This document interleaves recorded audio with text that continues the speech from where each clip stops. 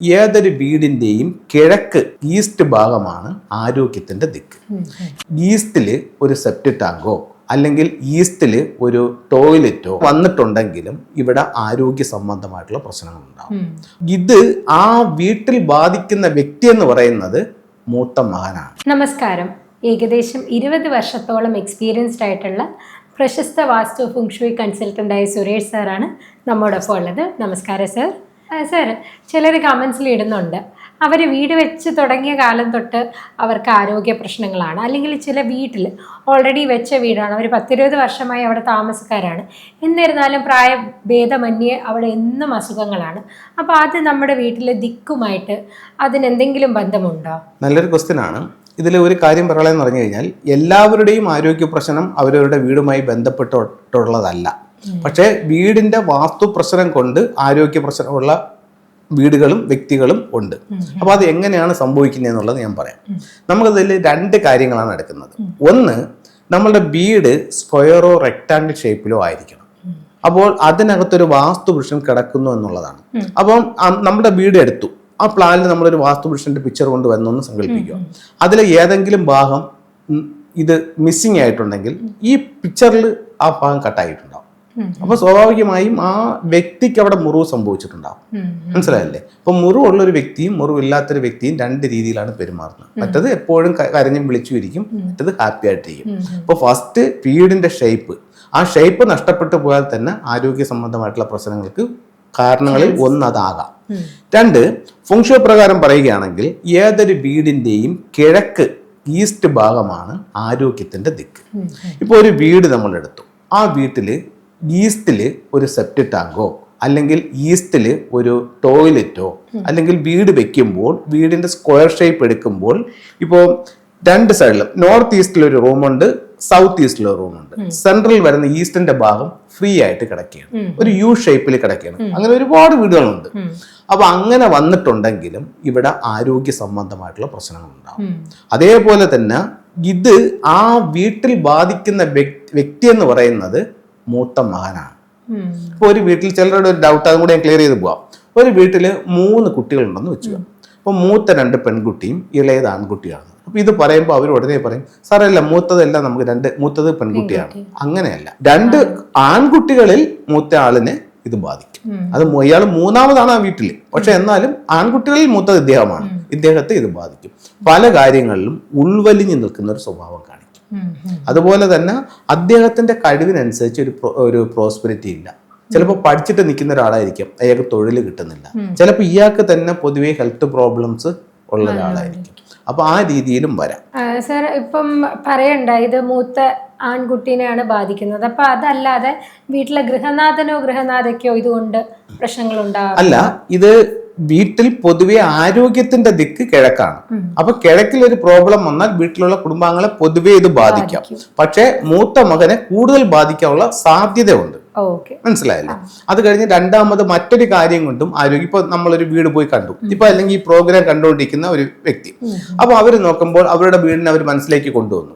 എൻ്റെ വീടിന്റെ കിഴക്ക് വശത്ത് എനിക്കൊരു ലിവിംഗ് റൂമാണ്, അവിടെ മിസ്സിംഗ് ആയിട്ടില്ല, അവിടെ ടോയ്ലറ്റ് ഇല്ല, അവിടെ എനിക്ക് സെപ്റ്റിക് ടാങ്കുമില്ല. പക്ഷെ ഞാൻ വീട് വെച്ച് കയറിയ അന്ന് മുതൽ എനിക്ക് ഇവിടെ ആരോഗ്യ പ്രശ്നങ്ങളാണ് എന്ന് ചിന്തിക്കുന്ന ഒരാളുണ്ടാവും. അതപ്പോൾ എന്തുകൊണ്ട് വന്നു എന്ന് ചോദിച്ചു കഴിഞ്ഞാൽ അവിടെ ഇതിന്റെ ഒരു അഡ്വാൻസ് തിയറി ഉണ്ട്. ഇപ്പൊ അടുത്ത സമയത്ത് നമ്മൾ കൺസൾട്ടിങ്ങിന് പോയപ്പോഴത്തേക്ക് അത് പിന്നെ ഇങ്ങനെ ഒരു സംഭവം അവിടെ ഉണ്ടായി. കൺസൾട്ടിങ്ങിന് പോകുമ്പോഴത്തേക്ക് പറഞ്ഞു കഴിഞ്ഞാൽ ആ വീട്ടിലെ വ്യക്തി പിന്നെ സീരിയസ് ആയിട്ടൊരു ഹെൽത്ത് പ്രോബ്ലം വന്നു. ഹെൽത്ത് പ്രോബ്ലം വന്നപ്പോഴത്തേക്കെന്ന് പറഞ്ഞാൽ അവരെന്നെ കൺസൾട്ടിങ്ങിന് വിളിച്ചു. കൺസൾട്ടിങ്ങിന് വിളിച്ചപ്പോൾ ഈ പറയുന്ന കണക്കുള്ള പ്രശ്നങ്ങളൊന്നും അവരുടെ വീട്ടിൽ ഇല്ല. ഈ കിഴക്ക് വശത്ത് ഇങ്ങനെയുള്ള പ്രശ്നങ്ങളില്ല.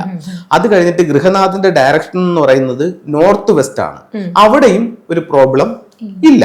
അപ്പൊ എന്തുകൊണ്ട് വന്നു എന്ന് ചോദിക്കുമ്പം, അപ്പൊ ഈ പുറമേ ഞാൻ പറയുന്ന കാര്യങ്ങൾ നമ്മൾ ഒരു മറ്റൊരു രീതിയിൽ പറയുകയാണെങ്കിൽ, ഒരു ഹോസ്പിറ്റലിലേക്ക് നമ്മൾ ചെല്ലുമ്പോൾ നമ്മുടെ ഇങ്ങനെ ജസ്റ്റ് ഒന്ന് പരിശോധിച്ചിട്ട് ഇന്നതാണ് പ്രോബ്ലം എന്ന് പറയുന്നതാണ് ഞാൻ ഫസ്റ്റ് പറഞ്ഞ മെത്തേഡ്. സെക്കൻഡ് മെത്തേഡ് എന്ന് പറയുന്നത് നമ്മൾ പുറമേ നോക്കിയിട്ട് ഈ പറയുന്ന രോഗലക്ഷണങ്ങൾ, ഈ രോഗലക്ഷണത്തിന്റെ കാര്യങ്ങളൊന്നും ഇതിനകത്ത് കാണിക്കുന്നില്ല. അങ്ങനെ ഇദ്ദേഹത്തെ സ്കാൻ ചെയ്ത് നോക്കിയാൽ എന്താണെന്ന് അറിയാൻ പറ്റുമല്ലോ, അതൊരു മെത്തേഡ് ഉണ്ടല്ലോ. അതേപോലെ ഈ വീടിന്റെ ഫ്ലൈങ് സ്റ്റാർ എടുക്കും. അത് ഒരാൾ ഫോണിൽ കൂടെ വിളിച്ചിട്ട് എൻ്റെ വീടിന്റെ ഫ്ലൈങ് സ്റ്റാർ എടുക്കണമെന്ന് പറഞ്ഞു കഴിഞ്ഞാൽ നടക്കില്ല. അത് ആ വീട്ടിൽ ചെല്ലണം. ആ വീട്ടിൽ ചെന്നിട്ട് ആ വീടിന്റെ കൃത്യമായിട്ടുള്ള പ്ലാൻ വേണം. എന്നിട്ട് അതിന്റെ കൃത്യമായിട്ടുള്ള ഡിഗ്രി വേണം, എന്നിട്ട് ആ വീട് ഹൗസ് വാമിങ്ങിന്റെ ഡേറ്റ് വേണം. ഇത് മൂന്നും കൂടെ എടുക്കുമ്പോൾ നമുക്ക് അവിടെ ഇരുന്ന് തന്നെ ഒരു കണക്കുണ്ട്. ആ കണക്ക് ചെയ്തെടുക്കുമ്പോൾ വീടിന്റെ ഓരോ ദിക്കിലും 2 നമ്പറുകൾ വീതം വന്നിട്ടുണ്ട്. അതിനെ നക്ഷത്രങ്ങൾ എന്നാ പറയുന്നത്. ആ നക്ഷത്രങ്ങളാണ് ഓരോ വീടിന്റെയും സ്വഭാവം നിർണ്ണയിക്കുന്നത്. ഇത് ലോകത്ത് എവിടെ വീട് വെച്ചിട്ടുണ്ടെങ്കിലും, ലോകത്ത് ആര് എന്ത് ബിൽഡിംഗ് വെച്ചിട്ടുണ്ടെങ്കിലും, ഒരു റൂം വെച്ചിട്ടുണ്ടെങ്കിലും ശരി തന്നെ, ഒരു മാള് വെച്ചിട്ടുണ്ടെങ്കിലും ശരി തന്നെ, ഈ 2 നമ്പറുകൾ അതാത് സ്ഥലങ്ങളിൽ വന്നിട്ടുണ്ട്. അതിന് ഫ്ലൈങ് സ്റ്റാർ നമ്പർ എന്നാണ് പറയുന്നത്. ഒരു നല്ല ഫെങ്ഷി കൺസൾട്ടന്റിന് അത് എടുക്കാനായിട്ട് സാധിക്കും. അത് ആ നമ്പറുകൾ എടുത്തതിന് ശേഷം ഈ നമ്പർ നമ്മൾ ഈ പ്ലാനിലേക്ക് സൂപ്പർഇമ്പോസ് ചെയ്യും. അപ്പോൾ ഓരോ ദിക്കും, ഇപ്പോൾ സൗത്ത് വെസ്റ്റിൽ നിൽക്കുന്നത് ഇന്ന നക്ഷത്രമാണ്, വെസ്റ്റിൽ നിൽക്കുന്നത് ഇന്ന നക്ഷത്രമാണ്, ഈസ്റ്റിൽ നിൽക്കുന്നത് ഇന്ന നക്ഷത്രമാണ്. അപ്പോൾ നമ്മൾ നോക്കുമ്പോൾ, ഉദാഹരണത്തിന് നമ്മൾ ഇത് പിന്നെ ഒരു വീടിന്റെ പ്ലാൻ എടുത്തിട്ട് അവിടെ എൻട്രൻസിൽ നിൽക്കുന്നത് 5-2 എന്ന് പറയുന്ന ഒരു കോമ്പിനേഷൻ ആണെന്ന് വെച്ചു. 5ഉം 2ഉം കൂടെ നിൽക്കുന്ന ഒരു കോമ്പിനേഷൻ, 2 നമ്പറുകളാണ് അവിടെ നിന്ന്, 2 സ്റ്റാറുകൾ, ഒന്ന് 5 ഒന്ന് 2, 2 നമ്മുടെ ഒരു കോമ്പിനേഷൻ ആണത്. അങ്ങനെയാണെങ്കിൽ ഇതില് പിന്നെ 2 എന്ന് പറയുന്നത് ഹെൽത്ത് പ്രോബ്ലം ഉള്ള സ്റ്റാറാണ്. അപ്പോൾ അവരുടെ എൻട്രൻസിൽ ഫ്ലൈങ് സ്റ്റാറിൽ എന്ത് വന്നിട്ടുണ്ട്? നമ്പർ 2 വന്നിട്ടുണ്ട്. ആ വീട് ആരോഗ്യ പ്രശ്നമുള്ള വീടാണ്. പുറമേ നമുക്കത് കണ്ടുപിടിക്കാൻ പറ്റിയില്ല, മനസ്സിലായി. പക്ഷെ അതിന്റെ ഫ്ലൈങ് സ്റ്റാർ എടുക്കുമ്പോൾ കൃത്യമായിട്ടും പറയാൻ പറ്റും. ഇനി പോട്ടെ, അവിടെ എൻട്രൻസിൽ ഈ സ്റ്റാർ വന്നിട്ടില്ല, പക്ഷേ അവർ കിടക്കുന്ന ബെഡ്റൂമിൽ ഈ 2-5 കോമ്പിനേഷനിലാണ് അവർ കിടക്കുന്നതെന്ന് വെച്ചു, എന്നാലും ഇദ്ദേഹത്തെ ബാധിക്കും. ഇത് വളരെ അഡ്വാൻസ് ആയിട്ടുള്ള ഒരു തിയറിയാണ്. നമുക്ക് അത്രയും കൃത്യമായിട്ട് നമുക്ക് ഇതിന്റെ കാര്യങ്ങൾ പറയാനായിട്ട് പറ്റും, മനസ്സിലായല്ലേ. ഇനി ഒരു കാര്യം കൂടെ പറയാം. അതെന്ന് പറഞ്ഞു കഴിഞ്ഞാൽ, ഇതിപ്പോ ഈ 2 സ്ഥലങ്ങൾ, ഈ നമ്പറുകൾ 2ഉം ഇല്ല, പക്ഷെ ഈ കഴിഞ്ഞ വർഷം അവര് ഹെൽത്ത് പരമായിട്ട് അവർക്ക് ഭയങ്കര പ്രോബ്ലം വന്നു. അത് എന്തുകൊണ്ട് സംഭവിച്ചു? വീടിന്റെ ഈസ്റ്റിൽ നമുക്ക് ടോയ്ലറ്റ് ഇല്ല, പിന്നെ സെപ്റ്റി ടാങ്ക് ഇല്ല, അവിടെ പിന്നെ മിസ്സിംഗ് അല്ല. ഇവരുടെ വീടിന്റെ ഫ്ലൈങ് സ്റ്റാർ എടുക്കുമ്പോൾ എൻട്രൻസിലോ അവരുടെ ബെഡ്റൂമിലോ ഇതില്ല. പക്ഷേ കഴിഞ്ഞ വർഷം അവർക്ക് ഭയങ്കര ഹെൽത്ത് പ്രോബ്ലമാണ്. എന്തുകൊണ്ടെന്ന് ചോദിച്ചാൽ, ഈ കഴിഞ്ഞ വർഷത്തെ ആനുവൽ സ്റ്റാർ നമ്പർ ഉണ്ട്, ഫ്ലൈങ് സ്റ്റാർ നമ്പർ 2 വന്ന് നിൽക്കുന്ന, അതുപോലെ തന്നെ വർഷാവർഷം ഒരു സ്റ്റാർ വരും. അത് ലോകത്തെല്ലായിടത്തും ഒരുപോലെയാണ്. ചൈനയിലായാലും തെക്ക് വശത്ത് ഇന്ന നമ്പറാണ്, ദുബൈയിലായാലും ഈ നമ്പറാണ്, ഇന്ത്യയിലായാലും ഈ നമ്പറാണ്. അത് എല്ലായിടത്തും ഒരുപോലെയാണ്. മറ്റൊരു ഫ്ലൈങ് സ്റ്റാർ നമ്പർ ഓരോ വീടിനനുസരിച്ചും വ്യത്യസ്തമായിരിക്കും. അപ്പോൾ ഈ 2, ഇപ്പൊ ഉദാഹരണത്തിന് ഈ വർഷം വീടിന്റെ സെൻട്രൽ ഭാഗത്ത് നിൽക്കുന്ന സ്റ്റാർ 2ആണ്. അപ്പം വീടിന്റെ സെന്ററിൽ ചിലർ കിടക്കുന്ന കാണും, ചിലപ്പോൾ സെന്ററിൽ ഒരു ബെഡ്റൂം ഉള്ള കാണും, ചിലപ്പോൾ സെന്ററിൽ ഒരു സോഫ സെറ്റ് ഉണ്ട്, അതിനകത്തായിരിക്കും ആള് കിടക്കുന്നത്. അവർ ഈ വർഷം ഹെൽത്ത് പ്രോബ്ലം ബാധിക്കാനുള്ള സാധ്യത കൂടുതലാണ്. കാരണം എന്താണ്? സെന്ററിൽ നിൽക്കുന്ന സ്റ്റാർ 2ആണ്, അവിടെയാണ് ഇവർ കിടക്കുന്നത്. ഇവരുടെ എൻട്രൻസിലാണ് 2 നിന്നിരുന്നെങ്കിലോ അങ്ങനെയായാലും ഇവരെ ബാധിക്കും. ഇവർ കിടക്കുന്ന ബെഡ്റൂമിലാണ് 2 വന്നിട്ടുണ്ടെങ്കിലോ അങ്ങനെയും ബാധിക്കും. അത് വർഷാവർഷം ഇങ്ങനെ ചേഞ്ച് ആയിക്കൊണ്ടിരിക്കും. അപ്പൊ എല്ലാ വീട്ടിനും ഇത് വരുന്നതാണ്. അപ്പൊ നമുക്കിത് വരുമ്പോൾ തന്നെ നമുക്ക് ജനുവരിയിലെ എന്റെ വീടിന്റെ ഇന്ന ദിക്കിൽ, ഇപ്പൊ നമുക്കിപ്പോ 2026 ആയിട്ടില്ല, 2026 2 വരുന്നതെന്ന് പറയുമ്പോഴത്തേക്ക് നോർത്ത് വെസ്റ്റിലാണ് 2 വരുന്നത്. നോർത്ത് വെസ്റ്റിൽ 2 വരുന്നു. നോർത്ത് വെസ്റ്റിൽ 2 വരുമ്പോഴത്തേക്ക് അത് കുറച്ച് ഹെൽത്ത് പ്രോബ്ലം ഉള്ളത്. ഇപ്പൊ നോർത്ത് വെസ്റ്റിൽ എൻട്രൻസ് ഉള്ളവർക്കോ നോർത്ത് വെസ്റ്റിൽ ബെഡ്റൂം ഉള്ളവരോ അടുത്ത വർഷം ഇത് ബാധിക്കാനുള്ള സാധ്യത കൂടുതലാണ്. സർ, ഇതിന് റെമഡി ആയിട്ട് നമുക്ക് എന്തെങ്കിലും ചെയ്യാൻ പറ്റും? തീർച്ചയായിട്ടും ചെയ്യാൻ പറ്റും. ഇതിന് റെമഡി എന്ന് പറയുമ്പോഴത്തേക്കെന്ന് പറഞ്ഞു കഴിഞ്ഞാൽ 6 മെറ്റൽ കോയിൻസ് ഉപയോഗിക്കാം, മെറ്റലിൽ ഉപയോഗിക്കാം, ബ്രാസ് ഐറ്റംസ് ഉപയോഗിക്കാം.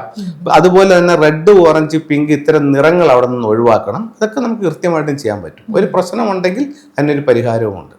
വീട്ടിലെ എല്ലാവരും ഒന്ന് നോക്ക്. ഇപ്പം നിങ്ങളുടെ വീട്ടിൽ ഈ പറഞ്ഞ കാര്യങ്ങൾ എന്തെങ്കിലും മിസ്സിംഗ് ആണ് അല്ലെങ്കിൽ ഉണ്ട്, അതപ്പോൾ സാറ് പറഞ്ഞ പോലെ ഫുങ്ഷുയിൽ നമുക്കത് കറക്റ്റ് ചെയ്യാനുള്ള റെമഡിയും പറഞ്ഞു തന്നിട്ടുണ്ട്.